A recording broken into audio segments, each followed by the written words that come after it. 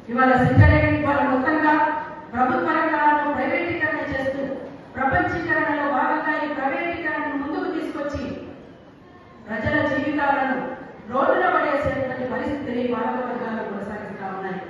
అంతేకాదు దేశవ్యాప్తంగా కొనసాగుతున్నటువంటి ఫ్యాసిస్టు దాడులు ఇంకొక వైపు అడవి మీద ఆధారపడి అడవి బిడ్డలంతా కూడా ఈ అడవి మాదే, అడవి మీద హక్కు మాదే, ఈ అడవి మాదే అని చేస్తున్నటువంటి పోరాటం కార్మికులు కేవలం కార్మికుల కోసమే పోరాడకుండా దేశంలో ప్రపంచంలో కొనసాగుతున్నటువంటి అనేక పోరాటాలకు మేము సైతం అంటూ కూడా అనేక సందర్భాలలో ముందుకొచ్చినటువంటి పరిస్థితులు కూడా ఉన్నాయి. మలిదశ తెలంగాణ ఉద్యమంలో సింగరేణి కార్మికులు చూపినటువంటి తెగువ మామూలుది కాదు. ఆనాడు